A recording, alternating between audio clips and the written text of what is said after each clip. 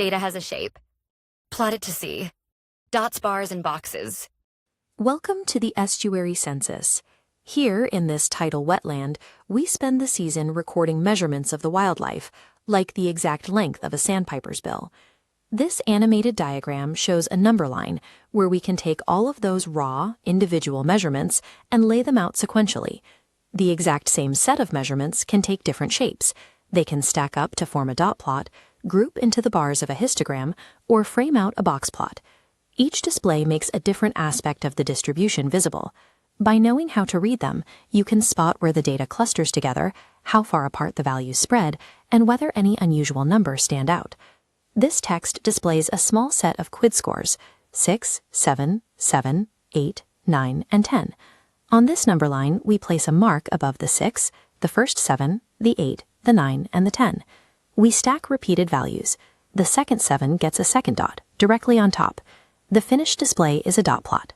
Because dot plots keep every individual data value visible, they are ideal for inspecting small sets of data item by item. This text shows data gathered into groups, like a tally of crabs found in a rock pool. We have 3 values in the 0 to 10 range, 5 in the 10 to 20 range, and 2 between 20 and 30. Looking at this histogram, the tallest bar is the 10 to 20 interval. That height tells us this band contains the highest volume of values. The shortest bar represents the 20 to 30 interval, showing exactly where the data is sparsest. Based on the heights of these bars, where is the data most heavily concentrated? Most of the data falls between 10 and 20. While you lose sight of the individual points, a histogram cleanly visualizes where the data bunches up across different intervals. This text lists a 5-number summary for a distribution, a minimum of 12, a first quartile of 16, a median of 20, a third quartile of 25, and a maximum of 31.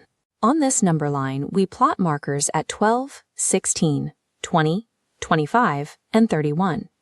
We draw a box spanning from the first quartile at 16 to the third quartile at 25. Finally, we mark the median with a line inside the box at 20. That box represents the middle 50% of the data. Regardless of how physically wide or narrow the rectangle looks, it summarizes exactly where the core of your distribution lies. As the sun sets on the estuary, we are left with 3 reliable ways to view our measurements. This diagram compares the dot plot, the histogram, and the box plot over a shared line. They each use the same axis to map out where the data clusters and how spread out the values are. The next time you face a set of numbers, you will need to look at what you want to learn and ask yourself, which of these displays fits the question? Pictures reveal the data. Choose the right plot. See the whole story.